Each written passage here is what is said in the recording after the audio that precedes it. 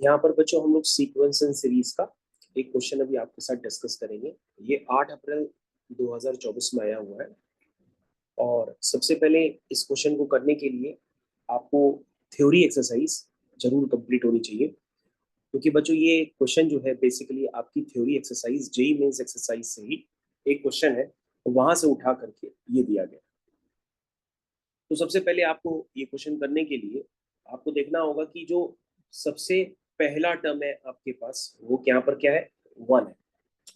उसके बाद बच्चों आपके पास एक दूसरी सीरीज दी गई है, वो कहाँ पर एंड हो रही है, थर्ड पे एंड हो रही है। उसके बाद बच्चों एक सीरीज दी है थर्ड रो में, वो कहाँ पे एंड हो रही है, 6 पे एंड हो रही है। उसके बाद बच्चों फोर्थ रो में एक सीरीज दी हुई है, वो कहाँ पे एंड हो रही है, 10 पे एंड हो रही है। तो यानी कि पहली रो बच्चों कहाँ पे कंप्लीट हो रही है, तो कहोगे सर पहली रो 1 पे एंड हो रही है। तो आप कहोगे पहली रो 1 पे एंड हो रही है, ठीक है ना। दूसरी रो थर्ड पोजीशन, यानी कि ध्यान से देखिए दूसरी पोजीशन में क्या है, वो 3 पे एंड हो रही है। और जो तीसरी रो है वो 6 पे एंड हो रही है। और जो चौथी रो है वो 10 पे एंड हो रही है। तो बच्चों ऐसे करते करते अगर आपको एक सिमेट्री दिखने लगे कि भाई पहली रो, दूसरी रो, तीसरी रो, तो आप कहोगे सर पहली रो कहाँ पर एंड हो रही है, 1 पे। दूसरी रो कहाँ पे एंड हो रही है, 3 पे। तीसरी रो कहाँ पर एंड हो रही है, 6 पे।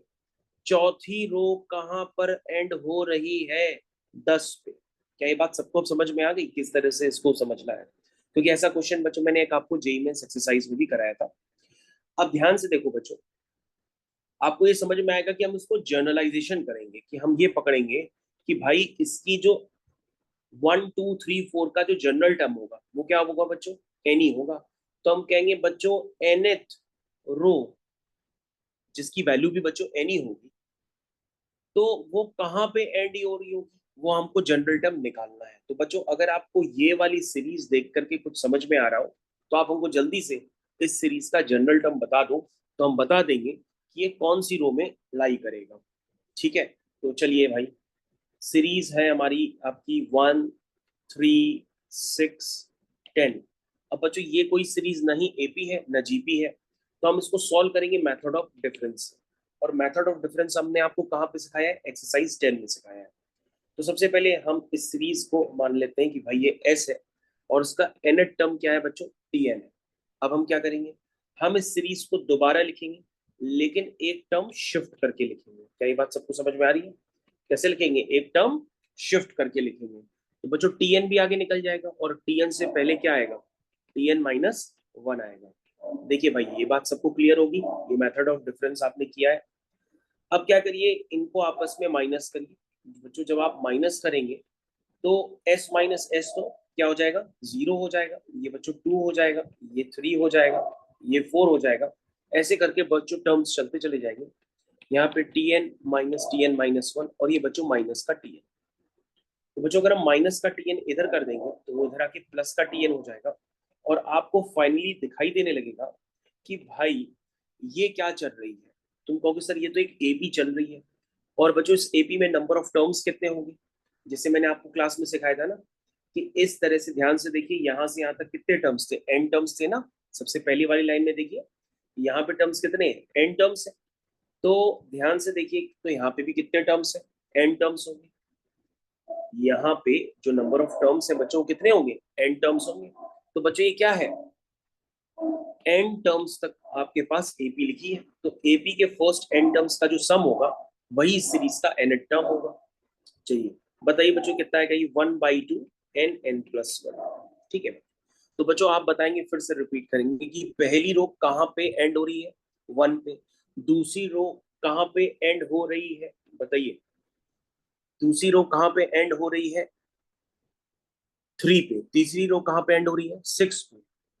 चौथी रो कहाँ पे एंड हो रही है, 10 पे। तो बच्चों nth रो, क्योंकि 1 2 3 का तो जनरल टर्म एन ही होगा, तो बच्चों nth रो कहाँ पे एंड हो रही होगी, एंड हो रही होगी 1/2 n n+1 पे।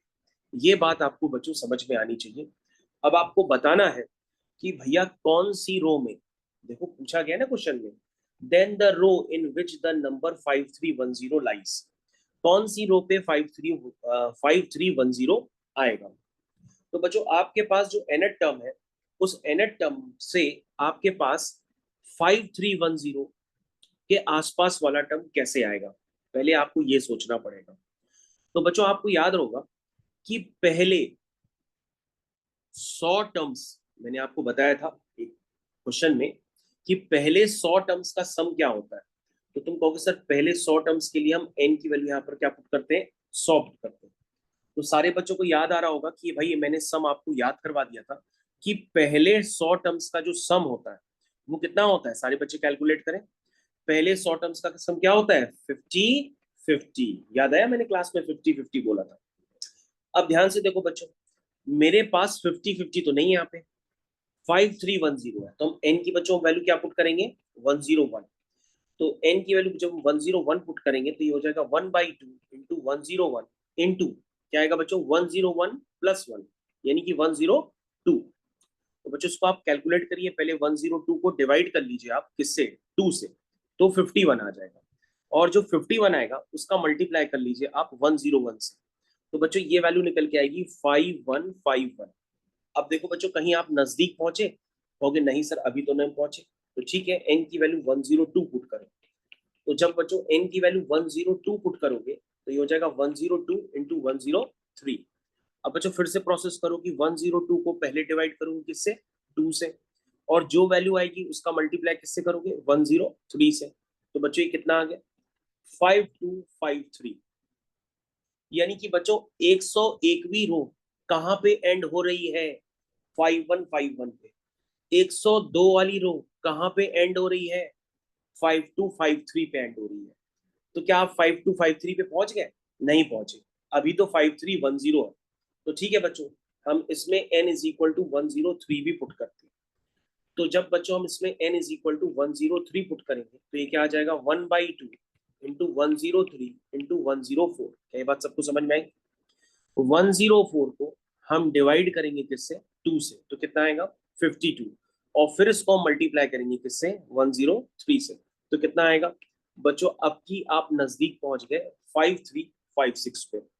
तो आप कह सकते हो बच्चों कि आप जब इस रो को लगातार लिखोगे, जो ऊपर रो लिखी हुई है ना, उसको जब लगातार लिखोगे तो आप उसमें सिमेट्री डेवलप कर लोगे। मैं उसको फिर से बोल के बताता हूँ कि पहली रो कहाँ पे एंड हो रही थी, 1 पे, दूसरी रो कहाँ पे एंड हो रही है, 3 पे। क्या ये बात समझ पा रहे हो। अगर इस बात को मैं छोटा कर देता हूँ तो मैं इस बात को समझाने के लिए यहाँ पे मैं लिखने की कोशिश करूंगा, आप जरा यहाँ पे सब देखिएगा। तो मैंने आपको क्या बताया बच्चों कि 100वीं रो, देखो ध्यान से, जो 100वीं रो होगी वो कहाँ पे एंड होगी, 5050। ये बात सबको समझ में आ रही है।